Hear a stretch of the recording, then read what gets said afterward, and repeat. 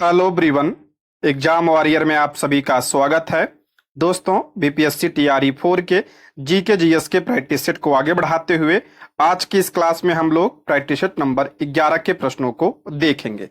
दोस्तों, अगर आपने इसके पहले के प्रैक्टिस सेट को नहीं देखा है तो इसका प्लेलिस्ट बना है, वहां पे जाकर आप लोग सारी क्लास को देख सकते हैं।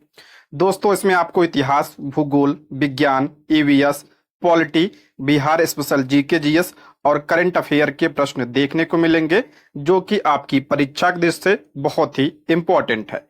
दोस्तों, यह class PRT 6 to 8 TGT PHT सभी के लिए महत्वपूर्ण है, तो आप लोग क्लास को लास्ट तक ध्यान से जरूर देखिएगा। और अगर आप इसका पीडीएफ चाहते हैं तो ज्वाइन कीजिए हमारे टेलीग्राम चैनल को, जिसका लिंक आपको डिस्क्रिप्शन बॉक्स या कमेंट बॉक्स में मिल जाएगा। तो चलिए शुरू करते हैं। आज का पहला प्रश्न है, होम रूल लीग के संदर्भ में कौन सा कथन सही है। होम रूल लीग के बारे में दिया है और पूछ रहा है कौन सा कथन सही है। बात करते हैं होम रूल लीग आंदोलन की। तो भारत में होम रूल लीग आंदोलन की शुरुआत कब हुई थी? तो 1916 में भारत में होम रूल लीग आंदोलन की शुरुआत हुई थी। भारत में दो होम रूल लीग की स्थापना हुई थी। पहले होम रूल लीग की स्थापना बाल गंगाधर तिलक ने किया था और दूसरे होम रूल लीग की स्थापना एनी बेसेंट ने किया था। इसी के बारे में प्रश्न में दिया है। ठीक है, देखते हैं। पहला कथन है, तिलक ने सितंबर 1916 में अपनी होम रूल लीग की स्थापना की। तिलक यानी बाल गंगाधर तिलक ने सितंबर 1916 में अपनी होम रूल लीग की स्थापना की।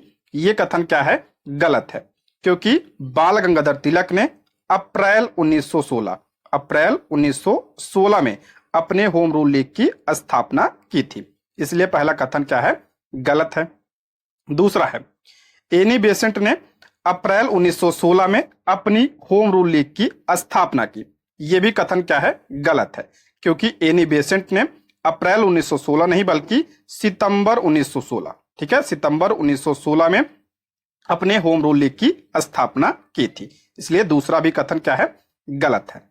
तीसरा है, तिलक ने अपनी पहली होम रूल बैठक बेलगांव में आयोजित की। यह कथन क्या है? सही है। बाल गंगाधर तिलक ने अपने पहले होम रूल लीग की बैठक कहां पे आयोजित की थी? तो बेलगांव में।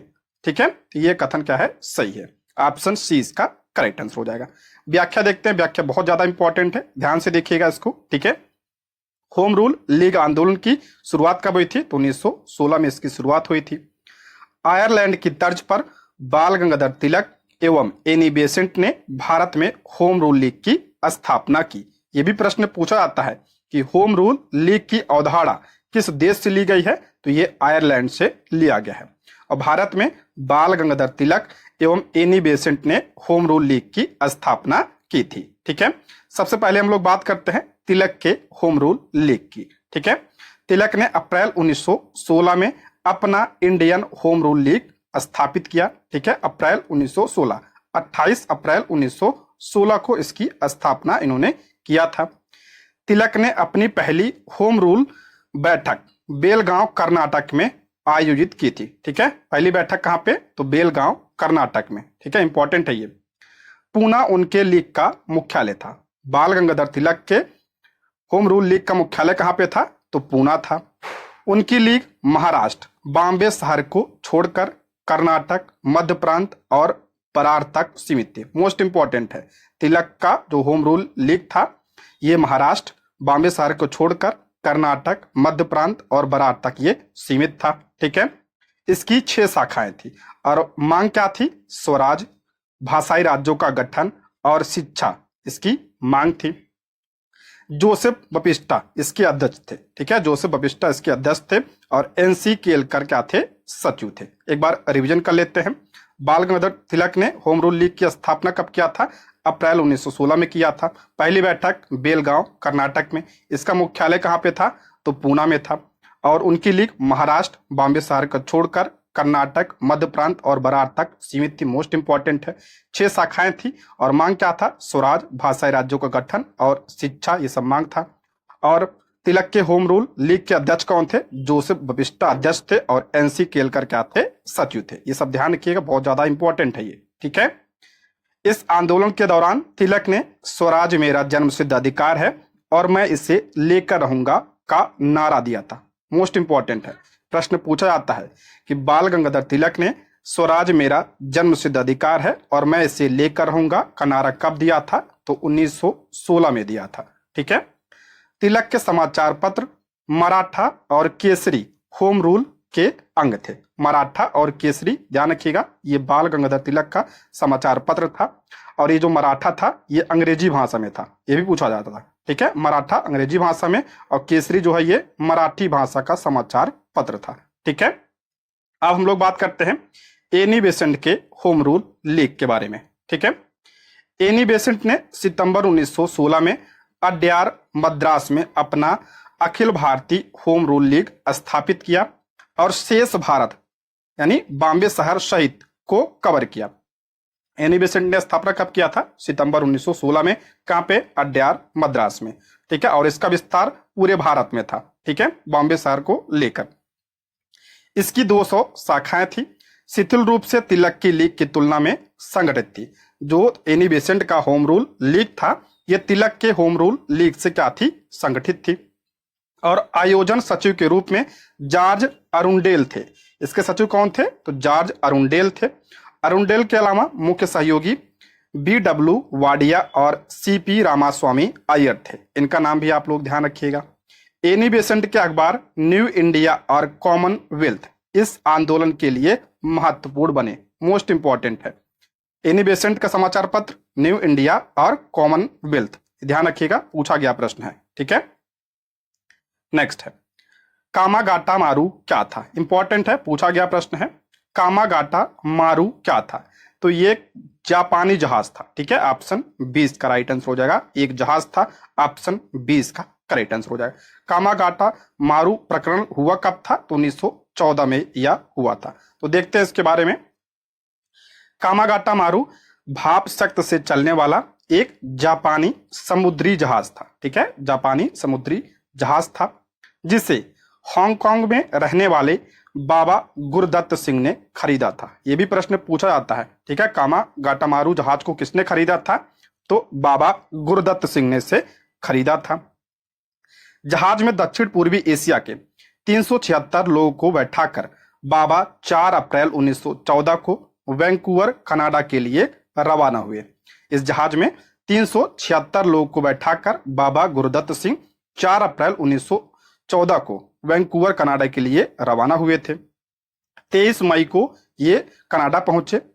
अंग्रेजों ने सिर्फ 24 यात्रियों को उतारा और बाकी को जबरदस्ती वापस भेज दिया। ठीक है, इस जहाज में 340 सिख थे, 24 मुसलमान थे और 12 हिंदू थे। 27 सितंबर 1914 को जहाज कोलकाता के बजबज घाट पर पहुंचा।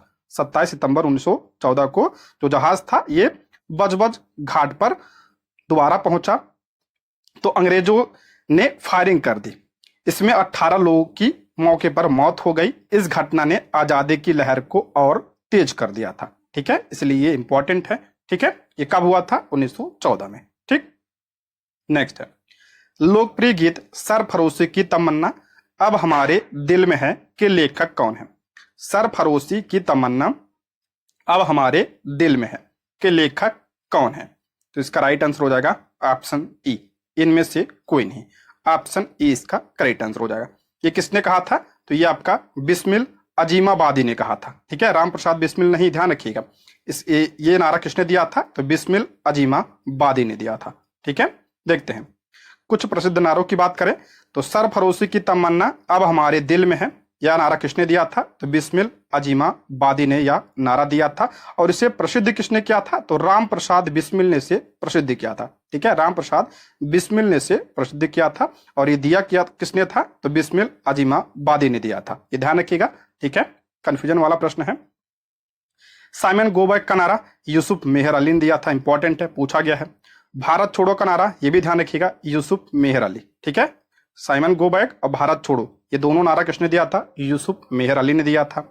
इंकलाब जिंदाबाद का नारा मोस्ट इंपॉर्टेंट है, ये पूछा गया है। यह किसने दिया था? हसरत मोहानी ने दिया था इसे। ठीक है, हसरत मोहानी। और इसे प्रसिद्ध किसने किया था? तो इसे प्रसिद्ध भगत सिंह ने किया था। लेकिन यह नारा दिया किसने था? तो हसरत मोहानी ने दिया था। ये ध्यान रखिएगा। ठीक है। करो या मरो का नारा महात्मा गांधी ने दिया था। मारो फिरंगी को मंगल पांडे ने।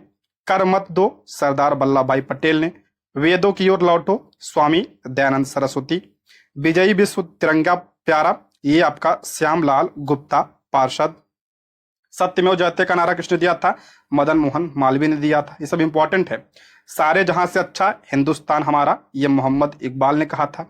संपूर्ण क्रांति, ये भी पूछा गया है, तो जयप्रकाश नारायण ने। स्वराज मेरा जन्मसिद्ध अधिकार है, अभी बताया, बाल गंगाधर तिलक। ठीक है। दिल्ली चलो सुभाष चंद्र बोस। तुम मुझे खून दो मैं तुम्हें आजादी दूंगा, सुभाष चंद्र बोस। जय जवान जय किसान का नारा लाल बहादुर शास्त्री। जय जवान जय किसान जय विज्ञान, यह नारा किसने दिया था? अटल बिहारी वाजपेयी ने दिया था।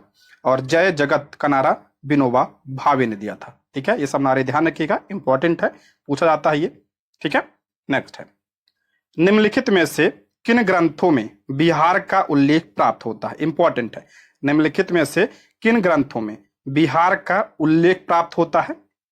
तो अंगुत्तर निकाय में भी प्राप्त होता है, विनय पिटक में भी, और भगवती सूत्र में। ठीक है। तो ऑप्शन डी इसका राइट आंसर हो जाएगा। उपयुक्त में से एक से अधिक, ऑप्शन डी इसका करेक्ट आंसर हो जाएगा। देखिए, बिहार के इतिहास की जानकारी प्राचीन काल में, पूरा पाषाण काल एवं ताम्र युग की आदिम सभ्यता तक देखने को मिलती है।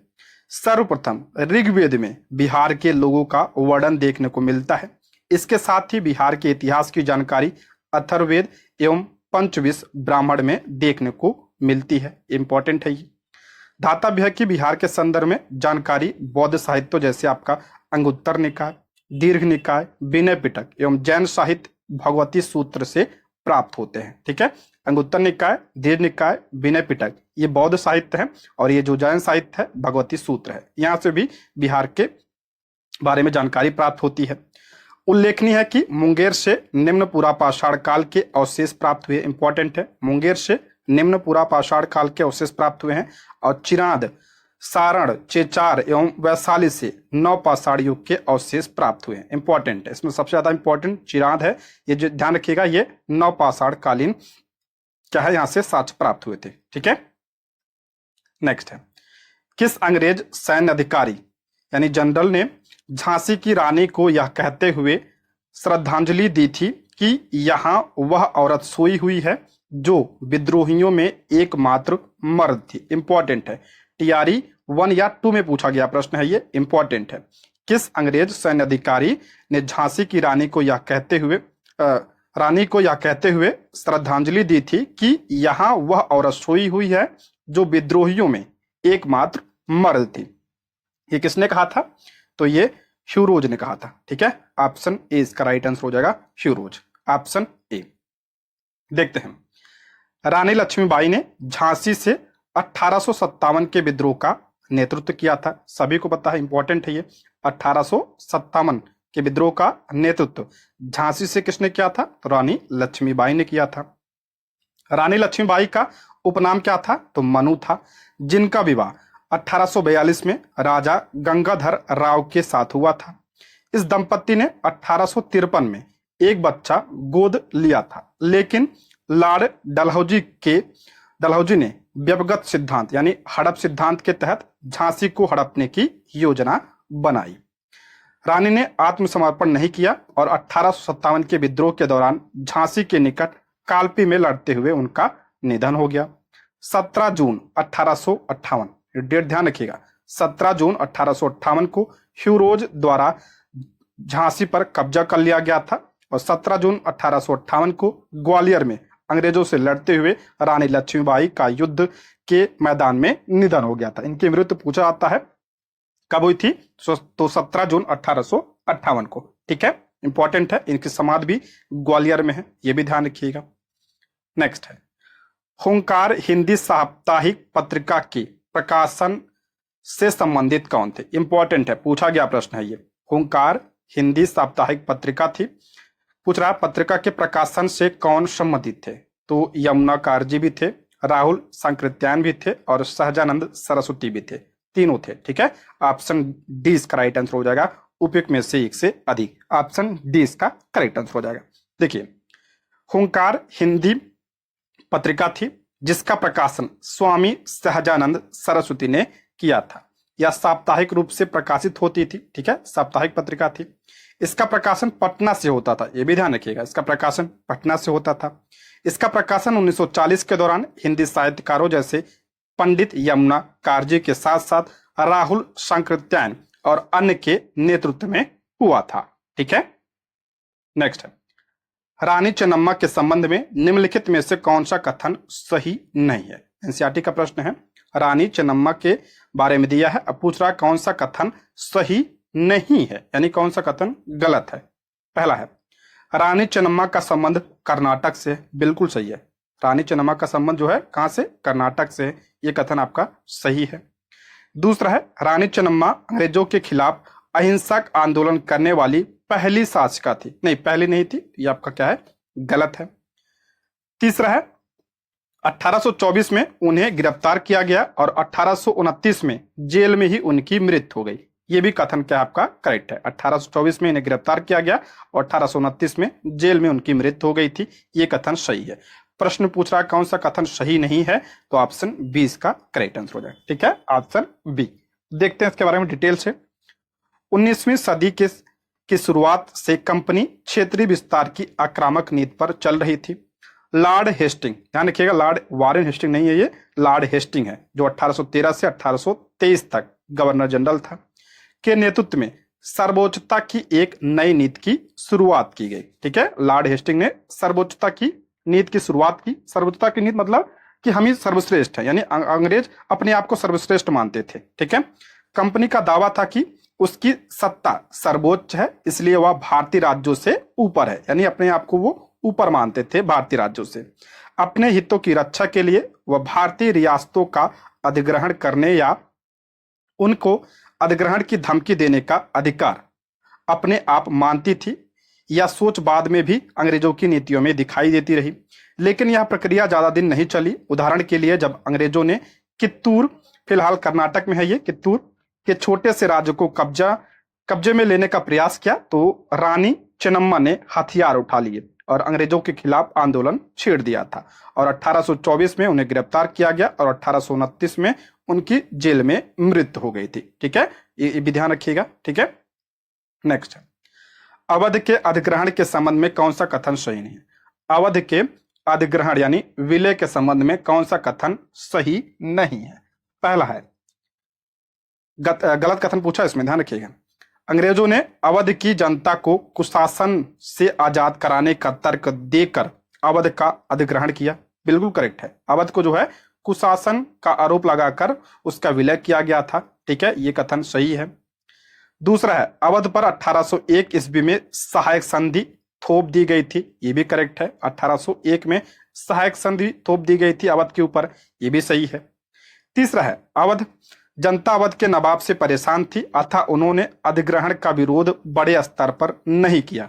देखिए, विरोध किया था, ये कथन क्या आपका गलत है, तो इसका राइट आंसर हो जाएगा ऑप्शन सी, इसका करेक्ट आंसर हो जाएगा। इसमें पूछा कौन सा कथन सही नहीं है यानी गलत है, तो ऑप्शन सी।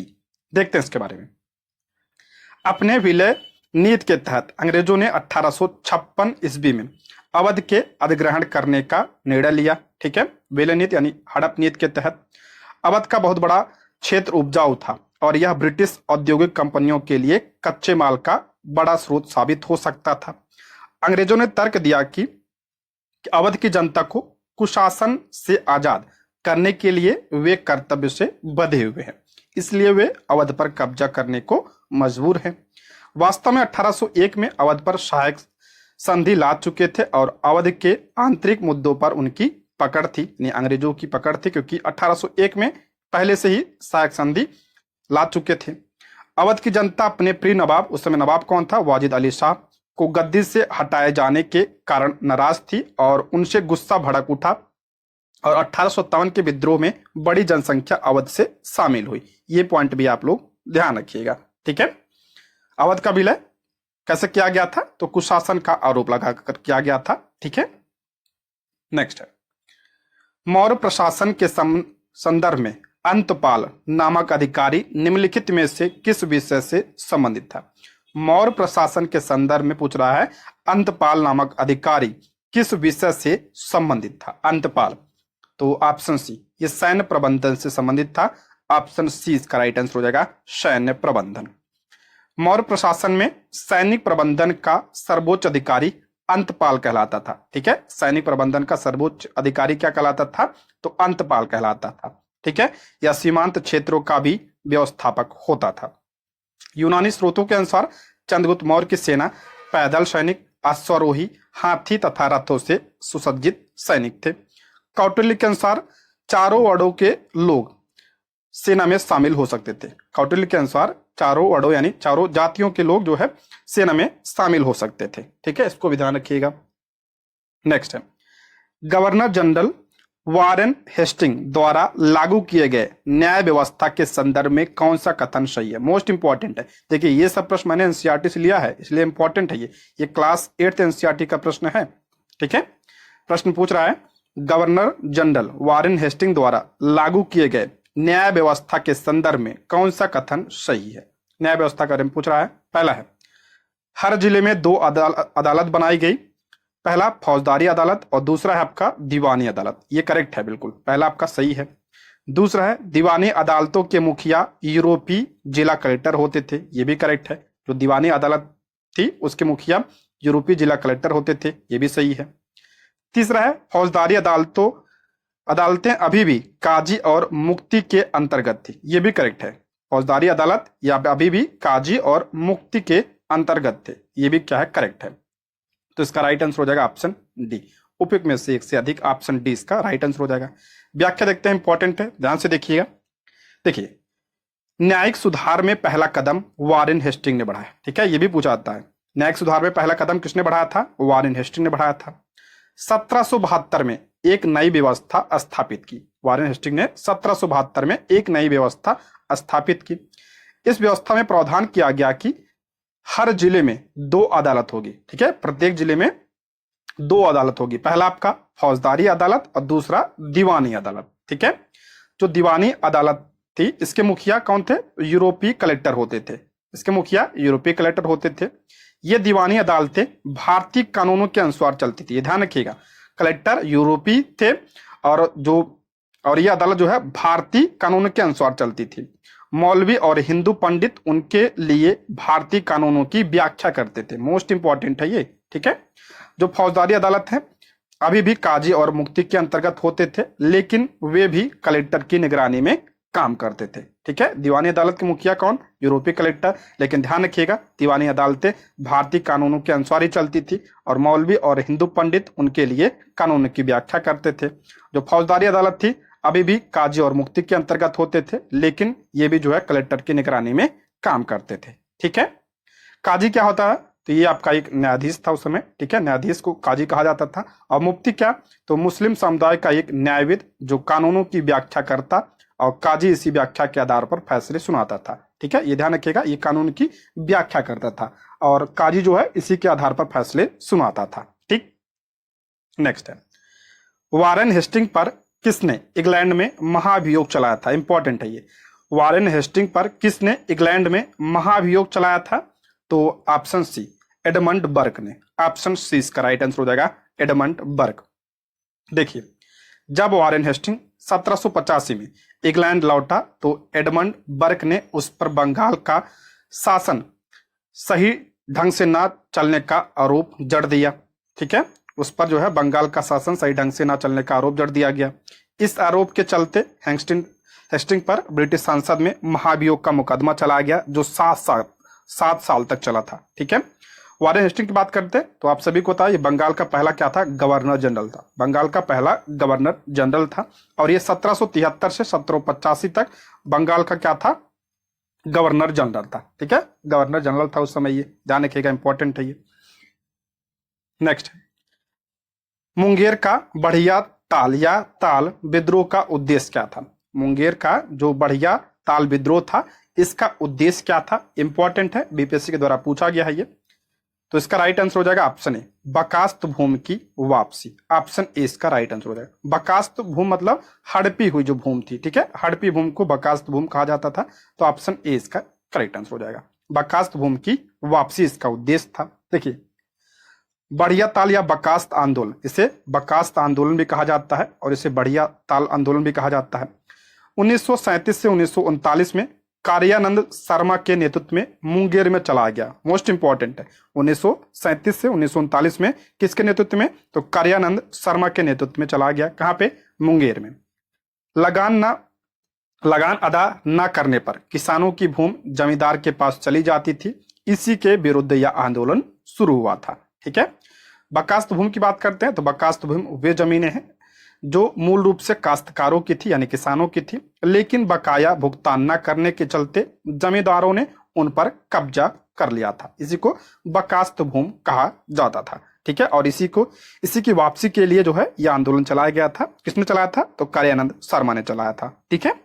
नेक्स्ट है, निम्नलिखित में से कांग्रेस के किस अधिवेशन में प्रथम बार महिलाओं ने भाग लिया था? इंपॉर्टेंट है ये। कांग्रेस के किस अधिवेशन में प्रथम बार महिलाओं ने भाग लिया था, पूछ रहा है।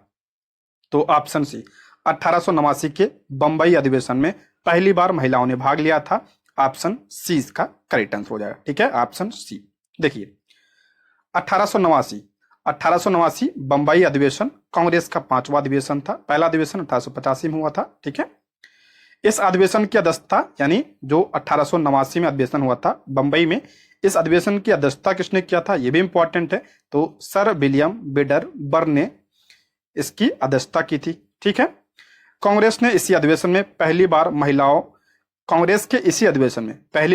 ने भाग लिया था। ठीक है। पहली बार महिलाओं ने कब भाग लिया? तो 1889 बंबई अधिवेशन में। कांग्रेस द्वारा इस अधिवेशन में मताधिकार के आयु 21 वर्ष की मांग की गई थी। यह भी ध्यान रखिएगा, इसमें जो है मताधिकार की आयु 21 वर्ष की मांग की गई थी। कादम्बिनी गांगुली बंगाल की पहली डॉक्टर थी और 1889 के सत्र में भारतीय राष्ट्रीय कांग्रेस को संबोधित करने वाली पहली महिला प्रतिनिधि थी। यह भी ध्यान रखिएगा। ठीक है। कादम्बिनी गांगुली ने सबसे पहले संबोधित किया था इस अधिवेशन में और ये पहली महिला बनी थी। ठीक है। नेक्स्ट है, निम्नलिखित में से कौन सा कथन सही नहीं है? कौन सा कथन सही नहीं है यानी इसमें पूछ रहा कौन सा कथन गलत है। ठीक है। पहला है, बंगाल विभाजन 1905 के विरोध में हुए आंदोलन का नेतृत्व रविन्द्रनाथ टैगोर ने किया था। कह रहा बंगाल विभाजन 1905 के विरोध में हुए आंदोलन, कौन सा आंदोलन हुआ था इसके विरोध में? तो सभी को पता हो, स्वदेशी आंदोलन हुआ था। ठीक है। और स्वदेशी आंदोलन का नेतृत्व रविन्द्रनाथ टैगोर ने किया था। ये कथन क्या है आपका? गलत है। ठीक है। ये किसने किया था? इसका नेतृत्व सुरेंद्रनाथ बनर्जी ने इसका नेतृत्व किया था। तो इसलिए पहला कथन क्या है? गलत है। दूसरा है, बंगाल में ब्रिटेन की वस्तुओं के बहिष्कार का सुझाव सर्वप्रथम कृष्ण कुमार मित्र ने दिया था। करेक्ट है। बंगाल में ब्रिटेन की वस्तुओं का बहिष्कार का सुझाव सबसे पहले किसने दिया था? कृष्ण कुमार मित्र ने दिया था। यह कथन सही है। तीसरा है, ब्रिटिश वस्तुओं के बहिष्कार को राष्ट्रीय नीति के रूप में वर्ष 1905 में अपनाया गया था। यह करेक्ट है। ब्रिटिश वस्तुओं के बहिष्कार को राष्ट्रीय नीति के रूप में वर्ष 1905 में अपनाया गया था। यह कथन सही है। लेकिन प्रश्न पूछा कौन सा कथन गलत है? तो ऑप्शन ए इसका राइट आंसर है। पहला कथन क्या है आपका? गलत है। ठीक है। देखते हैं इसके बारे में। बंगाल विभाजन कब हुआ था? 1905 में हुआ था। इसके विरोध में कौन सा आंदोलन चलाया था? तो स्वदेशी आंदोलन चला था। ठीक है। स्वदेशी आंदोलन चलाया गया था। कब चलाया गया था? तो 7 अगस्त 1905 को स्वदेशी आंदोलन की घोषणा हुई थी और इसका नेतृत्व किसने किया था? सुरेंद्रनाथ बनर्जी ने इसका नेतृत्व किया था। ठीक है। बंगाल में ब्रिटेन की वस्तुओं के बहिष्कार का सुझाव सर्वप्रथम कृष्ण कुमार मित्र ने दिया था। इंपॉर्टेंट है ये। ब्रिटिश वस्तुओं के बहिष्कार को राष्ट्रीय नीति के रूप में वर्ष 1905 में अपनाया गया था। ये पॉइंट भी आप लोग ध्यान रखिएगा। अच्छा, बंगाल विभाजन 1905 में हुआ था। किसके समय में? उस समय जो है वायसराय कौन था? तो लॉर्ड कर्जन उस समय वायसराय था। बंगाल विभाजन को रद्द कब किया गया था? तो 1911 के दिल्ली दरबार में से रद्द कर दिया गया था। ठीक है। नेक्स्ट है, 1919 में हंटर समिति का गठन क्यों किया गया? इंपॉर्टेंट है ये। 1919 में हंटर समिति का गठन किया गया था और पूछ रहा क्यों किया गया था। ठीक है। तो इसका राइट आंसर हो जाएगा ऑप्शन सी, जालियांवाला बाग हत्याकांड के बारे में पूछताछ करने के लिए। ऑप्शन सी, हंटर समिति का गठन जालियांवाला बाग हत्याकांड की जांच के लिए किया गया था। ठीक है। तो ऑप्शन सी इसका राइट आंसर हो जाएगा। ठीक है। जालियांवाला बाग हत्याकांड कब हुआ था? तो 13 अप्रैल 1919 को जालियांवाला बाग में हुए भयानक नरसंहार के बाद कांग्रेस के आग्रह तथा देश में व्यापक असंतोष के कारण जालियांवाला बाघ हत्याकांड की जांच के लिए ब्रिटिश सरकार ने हंटर आयोग का गठन किया। ठीक है, जालियांवाला बाग हत्याकांड 13 अप्रैल 1919 को हुआ था। ध्यान रखिए किस दिन हुआ था, अब की बार पूछा गया था, तो वैसाखी के दिन यह हुआ था। ठीक है, और इसी की जांच के लिए हंटर आयोग का गठन किया गया था। हंटर समिति में 3 भारतीय सदस्य भी थे, ये भी पूछा गया है, ध्यान रखिएगा, अब की बार जो है टीआरई 3 में पूछा गया था। ठीक है, जूनियर में। तो कौन कौन थे भारतीय इसमें? सर चिमनलाल हरिलाल शीतलवाड़, ये एक ही नाम है ये। ठीक है, सरदार साहिबजादा सुल्तान अहमद खान और पंडित जगत नारायण, ये तीनों शामिल थे इसमें, ये भारतीय थे, तो इनका नाम इंपॉर्टेंट है। ठीक है, नेक्स्ट है, निम्नलिखित में से कौन सा कथन सही है? पूछ रहा है कौन सा कथन सही है। पहला है पृथ्वी का सबसे ऊपरी भाग सियाल है। पृथ्वी का सबसे ऊपरी भाग सियाल कहलाता है, बिल्कुल करेक्ट है। ठीक है, दूसरा, सियाल की रासायनिक बनावट सिलिका एवं एल्युमिनियम है, बिल्कुल करेक्ट है, इसलिए इसे सियाल कहा जाता है, इसमें सिलिका और एल्युमिनियम पाया जाता है। ठीक है, करेक्ट है। तीसरा है सियाल में औषधि एवं ग्रेनाइट चट्टानों की प्रधानता है, ये भी करेक्ट है, इसमें औषधि एवं ग्रेनाइट चट्टानों की प्रधानता है, ये भी करेक्ट है। तो ऑप्शन डी इसका राइट आंसर हो जाएगा, उपयुक्त में से एक से अधिक, ऑप्शन डी। देखिए पृथ्वी की आंतरिक संरचना की बात करते हैं। पृथ्वी की संरचना को रासायनिक संगठन के आधार पर एडवर्ड स्वेस ने 3 भागों में बांटा है। किसने बांटा है? तो एडवर्ड स्वेस ने बांटा इसे। कौन कौन से भाग? तो आपका सियाल हो गया, सीमा हो गया, निफे हो गया। ठीक है, सियाल, सीमा, निफे। सियाल आपका क्रस्ट, सीमा मेंटल और निफे कोर। ठीक है, सियाल पृथ्वी का सबसे ऊपरी भाग है। इस परत की रचना सिलिका एवं एल्युमिनियम से हुई है, इसी कारण इसे सियाल कहा जाता है। ठीक है, और इसमें औषधि एवं ग्रेनाइट चट्टानों की प्रधानता होती है और महाद्वीप की रचना सियाल में मानी जाती है, ये भी इंपॉर्टेंट है। और ये औषधि एवं ग्रेनाइट चट्टानों की इसमें प्रधानता पाई जाती है। ठीक है, सियाल, इसमें क्या पाया जाता है? तो सिलिका और एल्युमिनियम पाया जाता है। और सीमा नाम क्यों पड़ा है? क्योंकि इसमें सिलिका और मैग्नीशियम पाया जाता है। और निफे यानी जो कोर है, ठीक है, इसमें आपका निफे, इसे निफे कहा जाता है, तो इसमें आपका निकिल और आयरन की प्रधानता पाई जाती है, इसलिए इसे निफे कहा जाता है। ठीक है, नेक्स्ट है पृथ्वी के क्रस्ट में तत्वों के प्रतिशत के अनुसार सही क्रम है। पृथ्वी के क्रस्ट में पूछ रहा है तत्वों के प्रतिशत के अनुसार सही क्रम है। क्रस्ट सबसे ऊपरी भाग होता है। ठीक है, इसमें पूछ रहा है इसमें कौन सा तत्व पाया जाता है सबसे ज्यादा और सबसे कम, क्रम दिया है। ठीक है, तो सबसे ज्यादा इसमें ऑक्सीजन, उसके बाद सिलिका, फिर एल्युमिनियम, फिर लोहा। ऑप्शन ए इसका राइट आंसर हो जाएगा। ठीक है, यही क्रम सही है, ऑप्शन ए। देखिए पृथ्वी की पपड़ी यानी क्रस्ट में तत्वों का प्रतिशत का सही क्रम, सबसे ज्यादा इसमें ऑक्सीजन, फिर सिलिकॉन। ध्यान रखिए क्रस्ट की बात हो रही है। ठीक है, पूरे पृथ्वी की बात नहीं, वायुमंडल की बात नहीं हो रही है, यहाँ पे पृथ्वी के क्रस्ट की बात हो रही है, पपड़ी की बात हो रही है। ठीक है, तो सबसे ज्यादा उसमें ऑक्सीजन, फिर सिलिका, एल्युमिनियम, लोहा, कैल्शियम, सोडियम, पोटेशियम, मैग्नीशियम। ये क्रम ध्यान रखिएगा, इंपॉर्टेंट है। नेक्स्ट है सौर मंडल का ज्ञात सबसे बड़ा ज्वालामुखी कौन सा है? सौर मंडल का पूछ रहा है यहाँ पे, ध्यान रखिएगा, पृथ्वी का नहीं पूछ रहा है, सौर मंडल का। सौर मंडल का सबसे बड़ा ज्वालामुखी कौन सा है, ज्ञात ज्वालामुखी कौन सा है? तो ओलंपस मोन्स, ऑप्शन सी इसका राइट आंसर हो जाएगा, ओलंपस मोन्स, ऑप्शन सी। देखिए सौरमंडल का ज्ञात सबसे बड़ा ज्वालामुखी ओलंपस मोन्स है, और ये किस ग्रह पे है? ये भी ध्यान रखिएगा, तो ये मंगल ग्रह पे है। ठीक है, मंगल ग्रह पे है ये। विश्व की सर्वाधिक ऊंचाई पर स्थित मृत ज्वालामुखी कौन सा है? तो एकांका गुहा है, और ये कहाँ पे है? ये एंडीज पर्वत है। ऊंचाई कितनी है? तो आपका 6960 मीटर इसकी ऊंचाई है, और ये विश्व की सर्वाधिक ऊंचाई पर स्थित ज्वालामुखी है, और ये मृत ज्वालामुखी है। पृथ्वी का सबसे बड़ा ज्वालामुखी कौन सा है? तो मौना लोआ है। ठीक है, मौना लोआ जो है सबसे बड़ा ज्वालामुखी है, और ये हवाई द्वीप अमेरिका में है, ये भी ध्यान रखिएगा। कहाँ पे है ये? हवाई द्वीप अमेरिका में। नेक्स्ट है अधिकेंद्र भूकंप मूल के कितने डिग्री कोण पर होता है? इंपॉर्टेंट है, अधिकेंद्र भूकंप मूल के कितने डिग्री कोण पर होता है? तो इसका राइट आंसर हो जाएगा ऑप्शन सी, 90 डिग्री।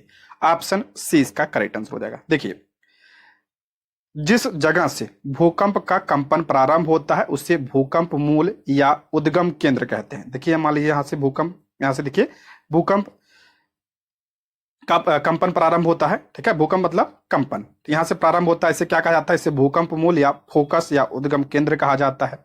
तथा जहां पर भूकंपी लहरों का अनुभव सबसे पहले किया जाता है उसे भूकंप केंद्र या अधिकेंद्र कहते हैं। ठीक है, सबसे पहले यहां पे किया जाता है। ठीक है, तो इसे क्या कहा जाता है, इसे अधिकेंद्र कहा जाता है। और ये अधिकेंद्र भूकंप मूल से 90 डिग्री के कोण पर होता है। ठीक है, किस कोण पर होता है यहाँ पे देखिए, तो ये 90 डिग्री कोण बना रहा है यहाँ पे। ठीक है, तो 90 डिग्री के कोण पर यह होता है अभिकेंद्र। ठीक है, जहां से भूकंप उत्पन्न होता है, जो केंद्र होता है उसे अधिकेंद्र या उद्गम केंद्र या फोकस कहा जाता है। और सबसे पहले जहां पे अनुभव किया जाता है उसे अधिकेंद्र कहा जाता है। ठीक है, ये इंपॉर्टेंट है और ये 90 डिग्री पर होता है। नेक्स्ट है, निम्नलिखित में से किनके कारण सागरों एवं महासागरों में ज्वार भाटा आते हैं। इंपॉर्टेंट है, करा किसके कारण सागरों एवं महासागरों में ज्वार भाटा आता है। तो सूर्य के गुरुत्वाकर्षण बल के कारण, बिल्कुल सही है। चंद्रमा के गुरुत्वाकर्षण बल के कारण, ये भी सही है। और पृथ्वी के अपकेंद्री बल के कारण, ये भी करेक्ट है। तो इसका राइट आंसर हो जाएगा ऑप्शन डी, उपयुक्त में से एक से अधिक। ऑप्शन डी इसका करेक्ट आंसर हो जाएगा। देखिए, ज्वार भाटा क्या होता है, तो समुद्री पानी का ऊपर उठना, ये क्या कहलाता है, ज्वार कहलाता है। ऊपर उठना ज्वार कहलाता है, जब नीचे गिरना उसे क्या कहा जाता है, उसे भाटा कहा जाता है। ऊपर उठना ज्वार, नीचे गिरना तो उसे भाटा कहा जाता है। इसका कारण क्या होता है, तो सूर्य का गुरुत्वाकर्षण, ठीक है, सूर्य का गुरुत्वाकर्षण, चंद्रमा का गुरुत्वाकर्षण और पृथ्वी का अपकेंद्री बल। ठीक है, जो ये अपकेंद्री बल होता है ये पृथ्वी के गुरुत्वाकर्षण के विपरीत कार्य करता है ये। ठीक है, ये भी ध्यान रखिएगा, ये तीनों कारण होते हैं। ज्वार भाटा दिन में 2 बार आते हैं, परंतु उनका अंतराल ठीक 12 घंटे ना होकर 12 घंटे 25 मिनट होता है। दिन भर में ये 2 बार आता है ज्वार भाटा। ठीक है, देखिए, एक होता है आपका लघु ज्वार भाटा और दूसरा आपका बृहद ज्वार भाटा। ये भी इंपॉर्टेंट है। लघु ज्वार भाटा कब होता है, जब सूर्य, पृथ्वी और चंद्रमा समकोण पर होते हैं। ठीक है, जब तीनों समकोण पे होते हैं, देखिए यहाँ पे समकोण बन रहा है, तो ये उस समय कौन सा ज्वार, लघु ज्वार भाटा आता है। और जब जो है सूर्य, चंद्रमा और पृथ्वी एक सीध में होते हैं ये तीनों, तो क्या आता है, बृहद ज्वार भाटा आता है। ठीक है, बृहद आता है जब तीनों सीधी रेखा में होते हैं। ठीक है, नेक्स्ट है, एक ही समय पर आने वाले भूकंपीय क्षेत्रों को मिलाने वाली रेखा को कहा जाता है। एक ही समय पर आने वाले भूकंपीय क्षेत्र को मिलाने वाले रेखा को क्या कहा जाता है, तो ऑप्शन ए इसका राइट आंसर हो जाएगा, उसे होमोसिस्मल लाइन कहा जाता है। ऑप्शन ए इसका करेक्ट आंसर हो जाएगा, होमोसिस्मल लाइन। एक ही समय पर आने वाली भूकंपीय क्षेत्रों को मिलाने वाली रेखा होमोसिस्मल या सभूकंप रेखा इसे कहा जाता है। समान भूकंपीय तीव्रता वाले स्थानों को मिलाने वाली रेखा को समभूकंपीय रेखा कहा जाता है। ठीक है, ये समान अगर तीव्रता हो, ठीक है, समान तीव्रता, इसको मिलाने वाली रेखा इसे समभूकंपीय रेखा कहा जाता है। और एक ही समय पर आने वाली भूकंपीय क्षेत्रों को मिलाने वाली रेखा को क्या कहा जाता है, उसे होमोसिस्मल या सहभूकंप रेखा कहा जाता है। ये दोनों ध्यान रखिएगा। अब भूकंप की तीव्रता किससे मापी जाती है, तो सिस्मोग्राफ से या नापी जाती है, सभी को पता होगा। ठीक है दोस्तों, यदि आप हमारे चैनल पर नए हैं तो प्लीज चैनल को सब्सक्राइब करें, और अगर आपको वीडियो पसंद आती है तो लाइक, शेयर और कमेंट भी करें। आप लोग लाइक करते हैं, शेयर करते हैं, कमेंट करते हैं, इससे हमें बहुत मोटिवेशन मिलता है, जिससे हम आप लोगों के लिए वीडियो को ला पाते हैं। तो आप लोग कमेंट बॉक्स में जरूर बताइएगा वीडियो कैसी लगी। ठीक है, और कोई सुझाव हो तो वो भी कमेंट बॉक्स में बताइएगा। ठीक है, नेक्स्ट बढ़ते हैं। निम्न में से कौन अटलांटिक महासागर की गर्म जलधारा है, करा कौन सी अटलांटिक महासागर की गर्म जलधारा है। ठीक है, पहला है कनारी जलधारा, ये तो अटलांटिक महासागर की जलधारा है, लेकिन ध्यान रखिएगा ये ठंडी जलधारा है। ठीक है, दूसरा है फॉकलैंड की जलधारा, ये भी आपका क्या है, ठंडी जलधारा है। तीसरा है गल्फ स्ट्रीम की जलधारा, ये क्या है, गर्म जलधारा है। ठीक है, तो ऑप्शन सी इसका राइट आंसर हो जाएगा, गल्फ स्ट्रीम की जलधारा। देखिए इसमें देखते हैं मैप में, जो ये रेड कलर का है सारा, ये क्या आपका गर्म है, और जो ब्लू कलर का है यहाँ पे देखिए, तो ये आपका क्या है, शीत जलधारा या ठंडी जलधारा है। तो बात करते हैं, देखिए यहाँ पे गल्फ स्ट्रीम जलधारा है, ये आपका क्या है, गर्म जलधारा है। यहाँ पे देखिए फॉकलैंड की जलधारा है, ये ठंडी जलधारा है। हम्बोल्ट की जलधारा ठंडी जलधारा है। ठीक है, वेनेजुएला की जलधारा ठंडी है। ब्राजीलियन जलधारा यहाँ पे देखिए ये गर्म जलधारा है। ठीक है, विषुवत-रेखीय विपरीत धारा, ये आपका क्या है, गर्म जलधारा है। ठीक, और यहाँ पे देखिए क्यूरोसीय जलधारा, ये आपका क्या है, गर्म जलधारा है। ठीक है, ये सब ध्यान के पूछा जाता है। ठीक है, लेब्राडोर की जलधारा, ये आपका ठंडी जलधारा है। कैनरी जलधारा, ये ठंडी जलधारा है। ठीक है, कैलिफोर्निया की जलधारा ठंडी जलधारा है। तो इसको आप लोग देख लीजिएगा। ठीक है, इंपॉर्टेंट है ये। नेक्स्ट है, क्षोभ मंडल के संदर्भ में कौन सा कथन सही नहीं है? क्षोभ मंडल के बारे में दिया है, अब पूछ रहा है कौन सा कथन सही नहीं है, यानी कौन सा कथन गलत है। गलत कथन पूछा है क्षोभ मंडल के बारे में। ठीक है, देखते हैं। यह वायुमंडल का सबसे नीचे वाला परत है, बिल्कुल करेक्ट है। वायुमंडल की सबसे निचली परत कौन सी है? क्षोभ मंडल ही है, ये सही है। दूसरा है, इसकी ऊंचाई ध्रुव पर 18 किलोमीटर तथा विषुवत रेखा पर 8 किलोमीटर होती है। ये कथन गलत है। देखिए उल्टा दिया है, ध्रुव पर कितना होता है? 8 किलोमीटर होता है इसकी ऊंचाई, और विषुवत रेखा पर कितना होता है? तो 18 किलोमीटर होता है। ठीक है, 18 किलोमीटर उल्टा दिया है, तो ये कथन आपका गलत है। तीसरा है, क्षोभ मंडल में तापमान की गिरावट की दर 165 मीटर की ऊंचाई पर 1 डिग्री सेल्सियस होता है। बिल्कुल करेक्ट है ये। ठीक है, ऊंचाई बढ़ने पर तापमान यहाँ पे गिरता है, तो ये आपका क्या हो जाएगा? सही है। तो इसका राइट आंसर हो जाएगा ऑप्शन बी, क्योंकि इसमें गलत कथन पूछा है, तो ऑप्शन बी इसका करेक्ट आंसर हो जाएगा। ठीक है, देखिए क्षोभ मंडल वायुमंडल की सबसे निचली परत है।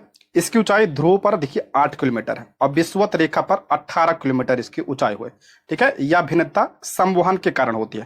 देखिए इसकी ऊंचाई देखिए ध्रुव पर 8 किलोमीटर और विषुवत रेखा पर 18, अगर औसत ऊंचाई पूछे तो 13 किलोमीटर या कहीं कहीं पे 12 किलोमीटर दिया है। ठीक है, तो 12-13 किलोमीटर इसकी औसत ऊंचाई होती है, ध्रुव पर 8 और विषुवत रेखा पर 18।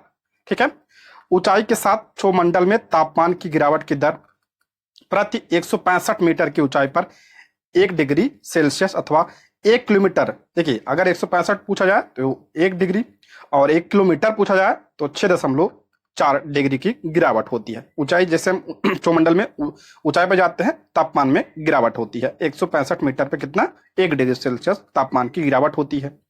क्षोभ मंडल में सभी मुख्य वायुमंडलीय घटनाएं जैसे आपका बादल, आंधी, वर्षा इसी मंडल में होता है, सभी को पता है। ठीक है, इस मंडल को संवहन मंडल कहते हैं। ठीक है, इसे संवहन मंडल कहा जाता है क्योंकि संवहन धाराएं इसी मंडल की सीमा तक सीमित होती है। इस मंडल को अधोमंडल भी कहा जाता है। ठीक है, मौसम संबंधी जितनी घटनाएं होती हैं ये सब क्षोभ मंडल में होती हैं। ठीक है, देखिए परत है ये वायुमंडल की, क्षोभ मंडल। ठीक है, उसके बाद समताप मंडल, फिर मध्य मंडल, ताप मंडल, वायुमंडल। देखिए क्षोभ मंडल में आपका देखिए मौसम संबंधी जितनी घटनाएं होती हैं ये आपका क्षोभ मंडल में होती है। समताप मंडल ध्यान रखिएगा, ओजोन परत भी इसी में पाई जाती है, और वायुयान इसी में उड़ता है, क्योंकि जो समताप मंडल है ये सबसे शांत मंडल होता है। ठीक है, इसलिए वायुयान वगैरह इसी मंडल में उड़ते हैं।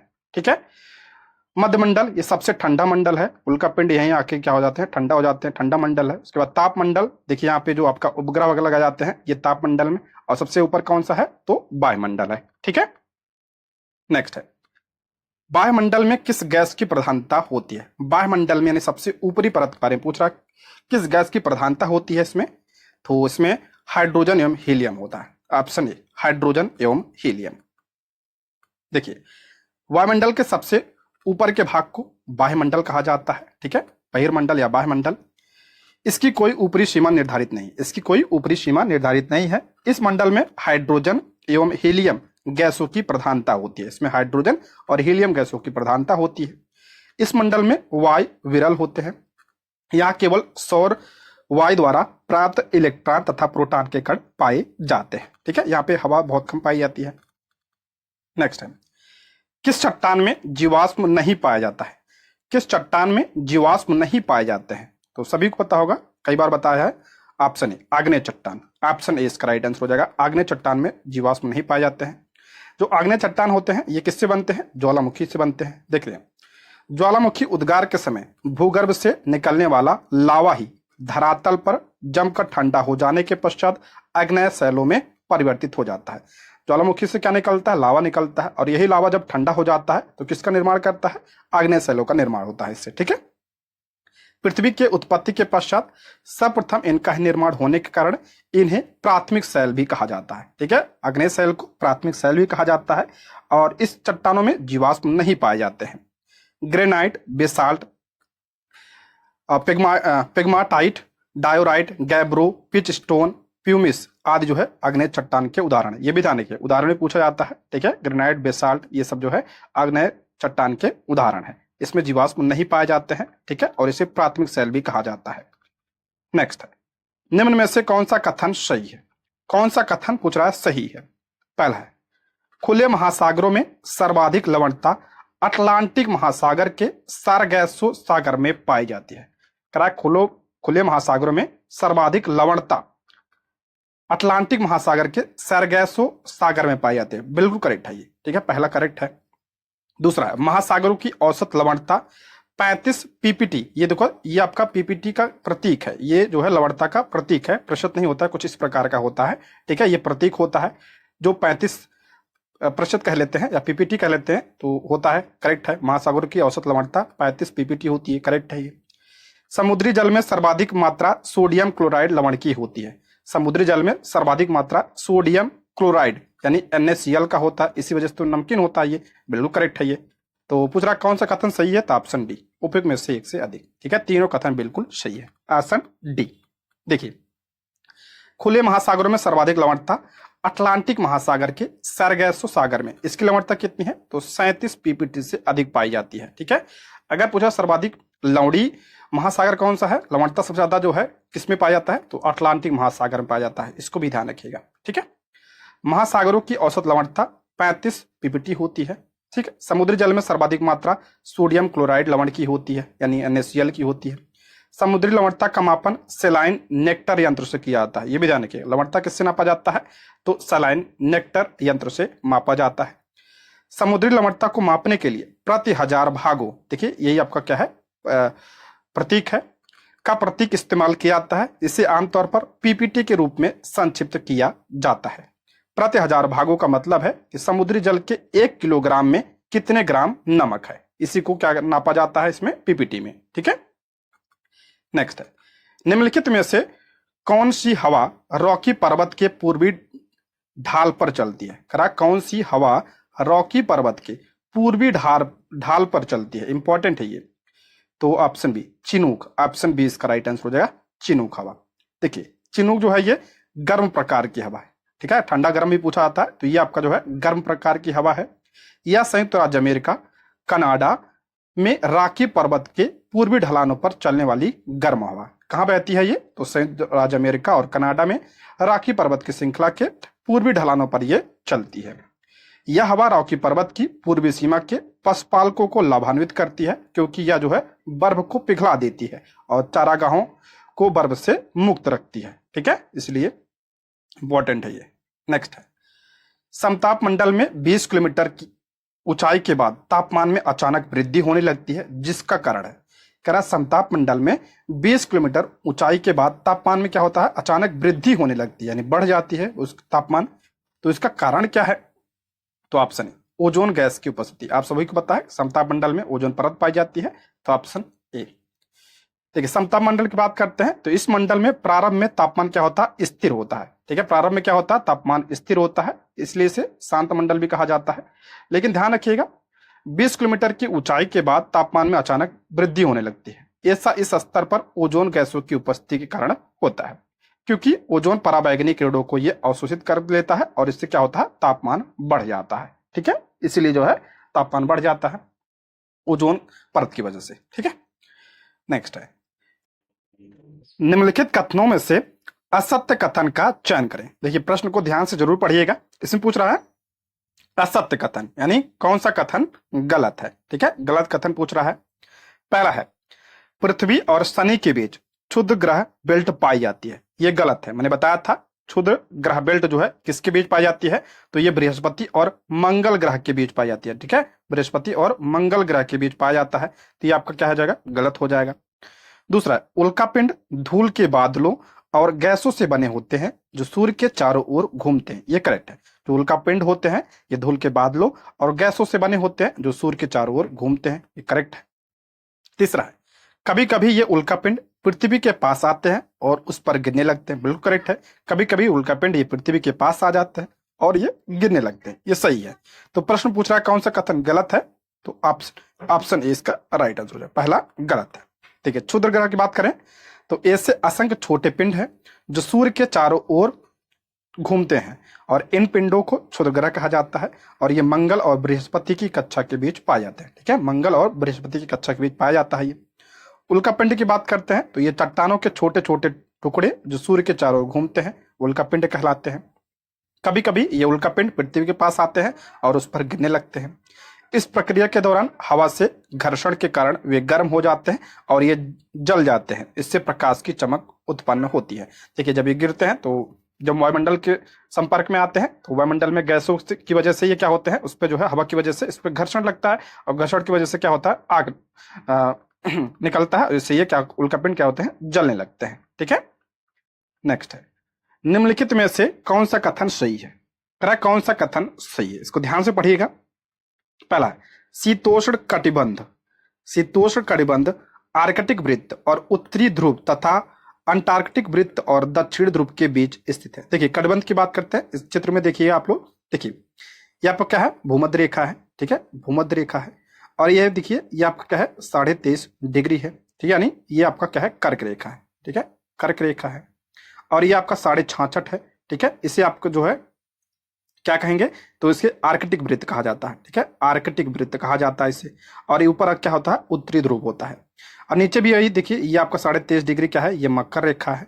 ठीक है, और ये आपका क्या है, 66.5, ये अंटार्कटिक वृत्त है, अंटार्कटिक वृत्त है। और ये आपका क्या है, दक्षिण ध्रुव है। तो देखिए यहाँ पे देखिए, इधर 23.5, ठीक है, ये और इधर 23.5, ये आपका क्या है, ये कौन सा कटिबंध है, तो ये आपका होता है उष्ण कटिबंध होता है। ठीक है, ये उष्ण कटिबंध कहलाता है। 23.5 से 66.5, 23.5 से 66.5 यानी कर्क रेखा से, और इधर आपका नीचे दक्षिण गोलार्ध में मकर रेखा से इधर 66.5। ठीक है, तो ये क्या कहलाता है आपका, ये आपका क्या है, ये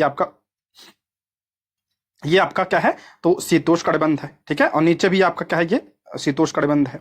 उसके बाद 66.5 यानी आर्कटिक वृत्त से उत्तरी ध्रुव, ये आपका शीत कटिबंध है। और नीचे की बात करते हैं तो यहाँ पे देखिए, यहाँ पे 66.5 और ये दक्षिण ध्रुव, इसके बीच को क्या कहते हैं, शीत कटिबंध कहते हैं। तो ये आपका क्या है, कटिबंध है। तो प्रश्न में कह रहा है शीतोष्ण कटिबंध, यानी इस कटिबंध की बात हो रही है। ठीक है, शीतोष्ण कटिबंध, ये दोनों की बात हो रही है। ठीक है, कह रहा आर्कटिक वृत्त, आर्कटिक वृत्त तो ये है।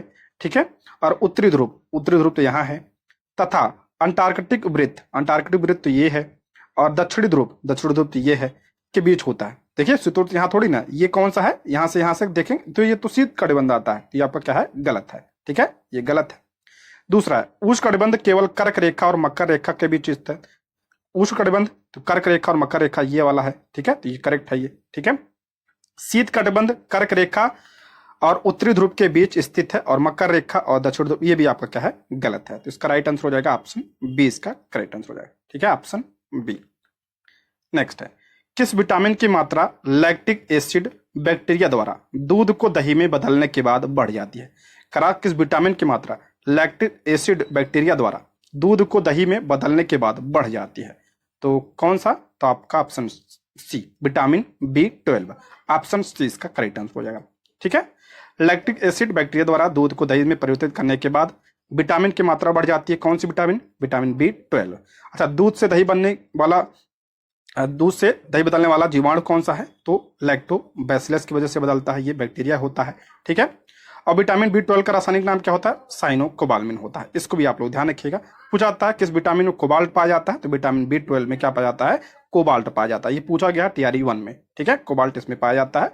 और जब दूध से दही बनता है तो दही में क्या होता है, विटामिन B12 की मात्रा बढ़ जाती है। ठीक है, नेक्स्ट है, दालों या अधिक सही ढंग से कहें तो फलियों में प्रोटीन निम्नलिखित में से किस रूप में पाया जाता है? फलियों या दालों में जो प्रोटीन होता है, ये किस रूप में पाया जाता है प्रोटीन इसमें? तो ऑप्शन सी, एल्बुमिन के रूप में पाया जाता है। ये ऑप्शन सी, एल्बुमिन। देखिए, दालों या फलियों में प्रोटीन एल्बुमिन के रूप में पाया जाता है। दालें प्रोटीन का कम वसा वाला स्रोत है। आप सभी को पता है, सबसे ज्यादा जो है प्रोटीन दालों में पाया जाता है। और औसतन दालों में गेहूं, जौ या चावल जैसे साबुत अनाजों में पाए जाने वाले प्रोटीन की मात्रा लगभग दोगुनी होती है। यानी जो है दालों में क्या होता है, प्रोटीन ज्यादा होता है गेहूं और चावल वगैरह के मुकाबले। ठीक है, नेक्स्ट है, निम्नलिखित में से कौन मानव शरीर में बड़ी आंत का सामान्य कार्य नहीं है? देखिए, बड़ी आंत का सामान्य कार्य नहीं पूछ रहा है यहाँ पे। ठीक है, ध्यान रखिएगा, कौन सा जो है कार्य नहीं है बड़ी आंत का, तो उत्सर्जन जो है बड़ी आंत का कार्य नहीं है। ऑप्शन ए इसका राइट आंसर हो जाएगा। बाकी आपका विटामिन उत्पादन, ये बड़ी आंत का कार्य है।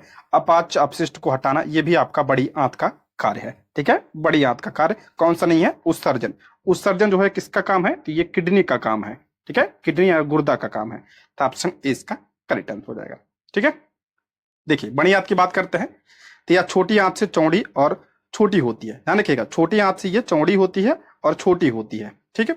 इसकी लंबाई 1.5 मीटर या 5 फुट होती है, इसको भी ध्यान रखिएगा। या छोटी आंत से अपचनीय पदार्थ यानी जो बिना पचे हुए पदार्थ होते हैं और उनमें से पानी सोखती है, वहां से वो लेती है अपचनीय पदार्थ को और क्या करता है, ये पानी को सोखती है, यानी क्या करता है, ये पानी का अवशोषण करता है, ठीक है, जल का अवशोषण करता है बड़ी आंत, ठीक। बड़ी आंत तरल अपशिष्ट को ठोस अपशिष्ट यानी मल में बदलता है, जो तरल अपशिष्ट होता है उसे ठोस में बदल देता है यानी मल में बदल देता है बड़ी आंत। बड़ी आंत विटामिन का उत्पादन और अवशोषण करती है, ये भी ध्यान रखिएगा, ठीक। बड़ी आंत में मौजूद बैक्टीरिया आंत को हानिकारक रोगाणुओं से बचाते हैं, ये सब क्या है, बड़ी आंत की कार्य है, इसको भी आप लोग ध्यान रखिएगा, ठीक है। नेक्स्ट है उत्सर्जन। क्या होता है, उत्सर्जन में आपका नाइट्रोजन युक्त अपशिष्ट जैसे आपका अमोनिया, यूरिया और यूरिक एसिड सहित चयापचयी अपशिष्टों का निष्कासन शामिल है। इसका संचालन गुर्दे या किडनी के द्वारा होता है, ठीक है, इसका संचालन किसके द्वारा होता है, गुर्दे के द्वारा होता है, ठीक है। नेक्स्ट है बीटा कैरोटीन निम्नलिखित में से किसमें प्रचुर मात्रा में पाया जाता है। बीटा कैरोटीन किसमें प्रचुर मात्रा में पाया जाता है, इंपॉर्टेंट है ये, तो ये सरीसृप में पाया जाता है, ऑप्शन बी, सरीसृप में बीटा कैरोटीन पाया जाता है।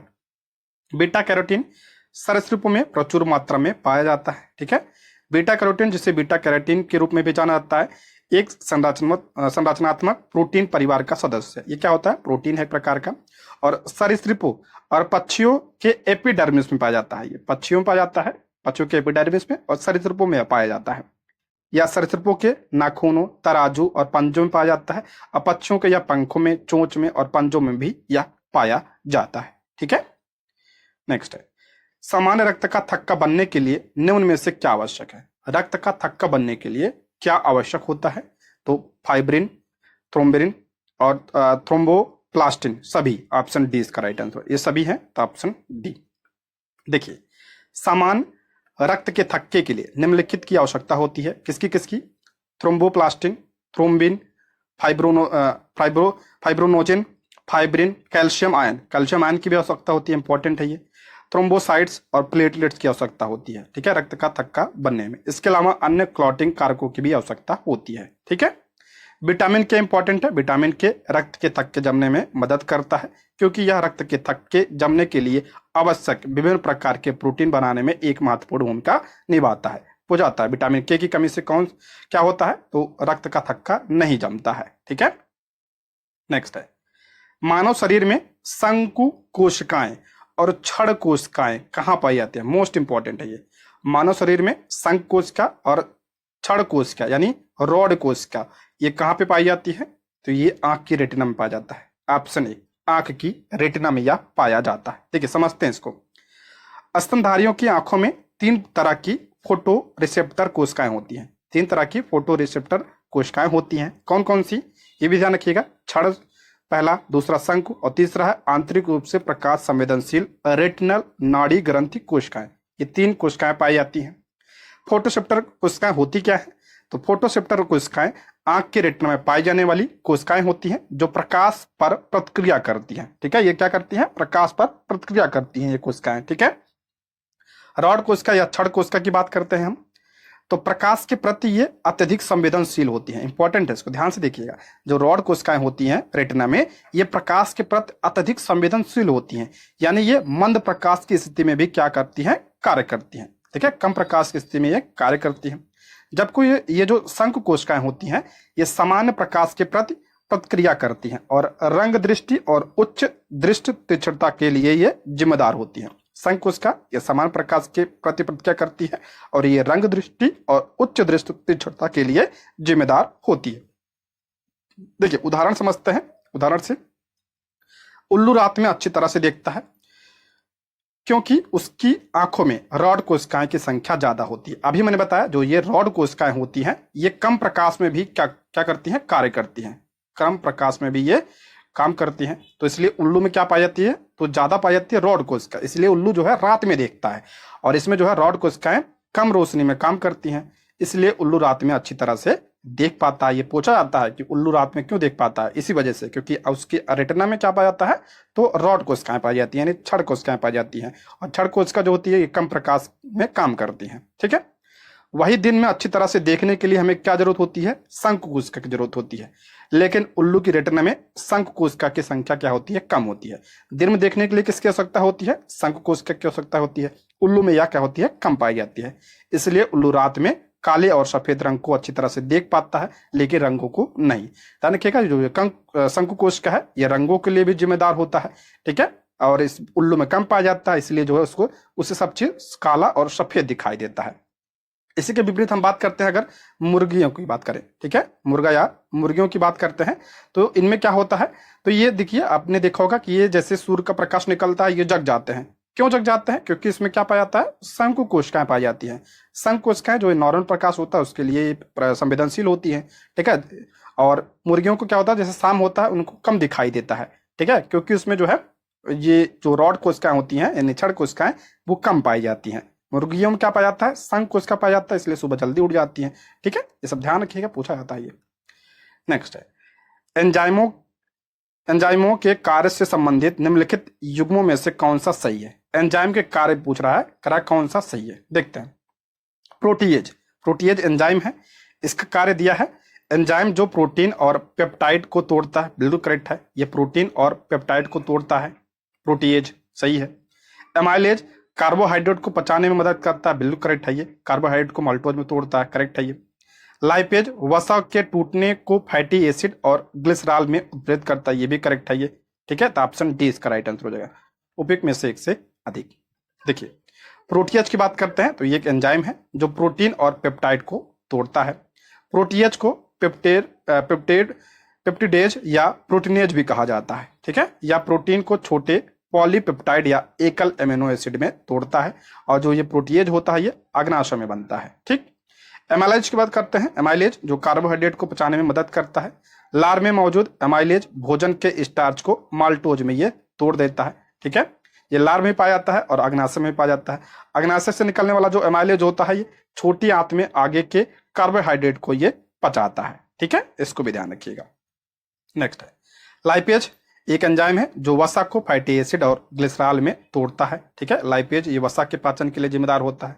लाइपेज वसा को हाइड्रोलाइज करने वाले एंजाइमों का एक हिस्सा है। यह एंजाइम मुंह और अग्नाशय की ग्रंथि में पाया जाता है, ठीक। नेक्स्ट है नेफ्रॉन, मानव शरीर के निम्नलिखित में से किस प्रणाली से संबंधित है। आप सभी को पता है नेफ्रॉन जो है ये किसकी इकाई है, तो ये किडनी की इकाई है, यानी वृक्क यानी गुर्दे की इकाई है ये, ठीक है, नेफ्रॉन। और किडनी क्या है, ये उत्सर्जन प्रणाली का अंग है, तो ऑप्शन ए उत्सर्जन प्रणाली, ठीक है, ऑप्शन ए। नेफ्रॉन उत्सर्जन प्रणाली की संरचनात्मक एवं कार्यात्मक इकाई है, ठीक है, ध्यान रखिएगा, ये आपका किडनी की कार्यात्मक इकाई है। एक किडनी में लगभग 1 मिलियन नेफ्रॉन मौजूद होते हैं। नेफ्रॉन रक्त को फिल्टर करते हैं और नाइट्रोजन युक्त कचरे को हटाते हैं। ये देखिए ये क्या आपका क्या है, ये नेफ्रॉन होते हैं। 1 मिलियन से अधिक नेफ्रॉन पाए जाते हैं किडनी में। नेक्स्ट, निम्नलिखित में से नाइट्रोजन का कौन सा रूप उच्च पौधों द्वारा ग्रहण किया जाता है। करा नाइट्रोजन का कौन सा रूप पौधों द्वारा ग्रहण किया जाता है, तो केवल नाइट्रेट, नाइट्रेट और अमोनियम, यूरिया, तो ऑप्शन बी नाइट्रेट और अमोनियम। केवल नाइट्रेट नहीं होगा, ध्यान रखिएगा, अमोनियम, अमोनियम और नाइट्रेट होगा, ऑप्शन बी। देखिए पौधे नाइट्रोजन आत्मसात प्रक्रिया के दौरान अमोनियम और नाइट्रेट को अवशोषित करते हैं, जिसके बाद वे नाइट्रोजन युक्त कार्बनिक अणुओं जैसे अमीनो एसिड और डीएनए में परिवर्तित हो जाते हैं। दलहनी पौधों की जड़ों में राइजोबियम नामक जीवाणु होते हैं। ये जीवाणु हवा से नाइट्रोजन गैस को लेते हैं और उसे पौधों के लिए उपयोगी रूप में बदलते हैं। ये जो राइजोबियम होता है ये नाइट्रोजन को नाइट्रेट में तोड़ देता है, ठीक है।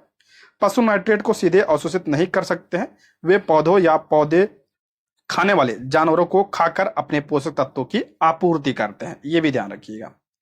नेक्स्ट है ग्लाइकोलाइसिस प्रक्रिया कोशिका के किस भाग में होती है।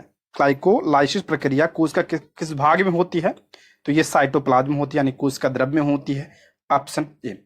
ग्लाइकोलाइसिस का अर्थ होता है ग्लूकोज का विभाजन। प्रक्रिया का पहला चरण कोशिका के साइटोप्लाज्म यानी कोशिका द्रव्य में होता है और थोड़ी मात्रा में ऊर्जा उत्पन्न होती है। नेक्स्ट है बायोगैस का निर्माण होता है। बायोगैस इंपॉर्टेंट है, इसका निर्माण होता है, तो ऑप्शन सी पानी की उपस्थिति, ध्यान रखिएगा, पानी की उपस्थिति और हवा की अनुपस्थिति में बायोगैस का निर्माण होता है। और ये जो बायोगैस है ये नवीकरणीय ऊर्जा का स्रोत भी है। ऑप्शन सी। बायोगैस का निर्माण ऑक्सीजन की अनुपस्थिति में सूक्ष्म जीवों द्वारा कार्बनिक पदार्थों को तोड़ने की प्रक्रिया से होता है। इस प्रक्रिया को एनारोबिक पाचन कहते हैं, यानी इसे क्या कहते हैं, अवायवीय पाचन कहते हैं, यानी इसमें ऑक्सीजन की आवश्यकता नहीं होती है। बायोगैस मुख्य रूप से मेथेन इसमें पाया जाता है और कार्बन डाइऑक्साइड पाया जाता है। इंपॉर्टेंट है, ये पूछा भी गया है, ठीक है, और ये नवीकरणीय ऊर्जा का स्रोत है।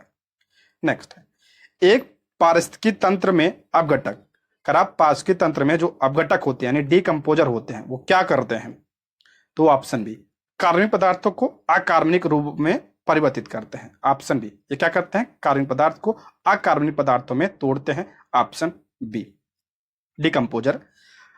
पारिस्थितिकी तंत्र में अपघटक यानी डिकम्पोजर कार्बनिक पदार्थों को अकार्बनिक रूप में परिवर्तित करते हैं जो मिट्टी में चले जाते हैं और एक बार फिर पौधे द्वारा उपयोग किए जाते हैं।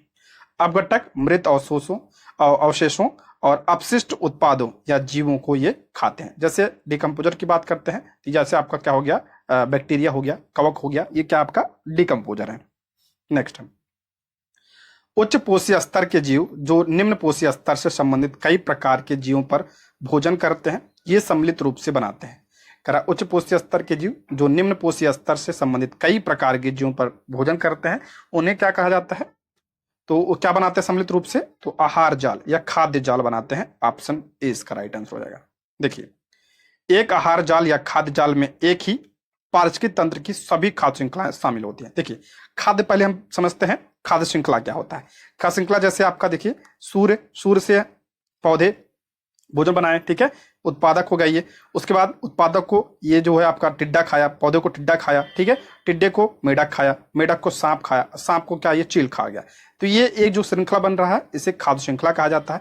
और यही जब कई सारे खाद्य श्रृंखला मिल जाते हैं तो उसे खाद्य जाल कहा जाता है। ठीक है, बस इतना समझिए। ठीक है, जब कई सारे खाद्य श्रृंखला मिल जाते हैं तो खाद्य जाल का निर्माण करते हैं। ठीक, नेक्स्ट है, हृदय की धड़कन नियंत्रित करने के लिए निम्न में से कौन सा खनिज आवश्यक है। हृदय की धड़कन को नियंत्रित करने के लिए कौन सा खनिज आवश्यक है, इंपॉर्टेंट है ये, तो पोटेशियम आवश्यक होता है। ऑप्शन सी, पोटेशियम। पोटेशियम हृदय की धड़कन एवं नाड़ी संस्थान के कार्यों को संचालित करता है। शरीर में पोटेशियम की कमी से निम्न रक्तचाप यानी लो ब्लड प्रेशर की बीमारी हो जाती है। जैसे आपका मांस हो गया, मछली, अनाज, फल, सब्जियां, इन सब में पोटेशियम पाया जाता है। ठीक है, ये स्रोत है। नेक्स्ट है, इसरो अध्यक्ष के अनुसार भारत का लक्ष्य मलबा मुक्त अंतरिक्ष मिशन हासिल करना है। भारत का लक्ष्य मलबा मुक्त यानी कचरा मुक्त अंतरिक्ष मिशन हासिल करना है। कब तक, तो 2030 तक। Option B, 2030। देखिए, इसरो के अध्यक्ष कौन है, तो एस सोमनाथ है। इन्होंने घोषणा किया है 16 अप्रैल 1924 को कि भारत का लक्ष्य 2030 तक मलबा मुक्त अंतरिक्ष का निर्माण करना है। ठीक है, ये ध्यान रखिएगा। ठीक है, नेक्स्ट है, अप्रैल 2024 में भारत ने ब्रह्मोस सुपरसोनिक क्रूज मिसाइलों का पहला बैच सौंपा। अप्रैल 2024 में भारत ने ब्रह्मोस सुपरसोनिक क्रूज मिसाइलों का पहला बैच किसे सौंपा है, तो फिलीपींस को सौंपा है। ऑप्शन बी, फिलीपींस को। भारत ने फिलीपींस को ब्रह्मोस सुपरसोनिक क्रूज मिसाइलों के पहले बैच की डिलीवरी पूरी कर ली है। भारत और फिलीपींस ने फिलीपींस मरीन कॉमर्स को इन क्रूज मिसाइलों की आपूर्ति के लिए $375 मिलियन के अनुबंध पर हस्ताक्षर किए हैं। नेक्स्ट है, किस देश की जनसंख्या में गिरावट चिंताजनक स्तर पर पहुंच गई है और यह जनसंख्या गिरावट से पीड़ित होने वाला दुनिया का पहला देश बन सकता है। जनसंख्या गिरावट से पीड़ित होने वाला पहला देश कौन सा बन सकता है, तो Greece. Option B, Greece.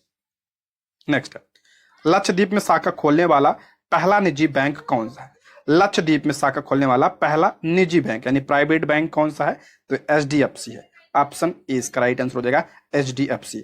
HDFC ने अपना ब्रांच जो है कावरत्ती में खोला है। ठीक है, जो केंद्र शासित प्रदेश में एकमात्र निजी क्षेत्र का बैंक बन गया है। इसका उद्देश्य क्या है, तो व्यक्तिगत और डिजिटल बैंकिंग समाधानों पर जोर देते हुए लक्षद्वीप में बैंकिंग सेवाओं को बढ़ाना इसका उद्देश्य है। नेक्स्ट है, वार्षिक भूमि उपयोग और भूमि कवर एटलस किसके द्वारा जारी किया गया था।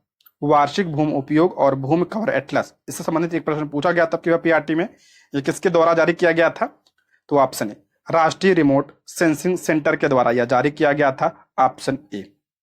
नेक्स्ट है, नए विश्व साइबर अपराध सूचकांक के संदर्भ में कौन सा कथन सही है? नए विश्व साइबर अपराध सूचकांक के संदर्भ में पूछ रहा है कौन सा कथन सही है? इसे अंतरराष्ट्रीय दूरसंचार संघ द्वारा जारी किया गया था? नहीं, इसे ऑक्सफोर्ड के द्वारा जारी किया गया था। दूसरा, साइबर आपराधिक खतरों की सूची में चीन सबसे ऊपर है? नहीं, चीन नहीं, रूस सबसे ऊपर है। तीसरा, भारत ने रैंकिंग में 10वें स्थान पर कब्जा किया। ये करेक्ट है, भारत की रैंक इसमें क्या है? 10वां स्थान है, ऑप्शन सी। देखिए, विश्व साइबर अपराध सूचकांक ये ऑक्सफोर्ड विश्वविद्यालय और यूएनएसडब्ल्यू के बीच एक संयुक्त साझेदारी के रूप में विकसित किया गया है। इस सूची में रूस शीर्ष स्थान पर है, इसके बाद यूक्रेन का नंबर आता है, उसके बाद चीन, उसके बाद अमेरिका, उसके बाद नाइजीरिया और रोमानिया का नंबर आता है। उत्तर कोरिया 7वें स्थान पर है, जबकि इसमें ब्रिटेन जो है 8वें स्थान पर है और ब्राजील इसमें 9वें स्थान पर है और 10वें स्थान पर भारत है। ठीक है, ये ध्यान रखिएगा, इंपॉर्टेंट है ये। ठीक दोस्तों, ये रहे आज के प्रश्न। वीडियो कैसी लगी कमेंट बॉक्स में आप लोग जरूर बताइएगा। ठीक है, और अगर आपने अभी तक हमारे चैनल को सब्सक्राइब नहीं किया तो चैनल को सब्सक्राइब भी कर लीजिएगा। ठीक है, थैंक यू फॉर वॉचिंग।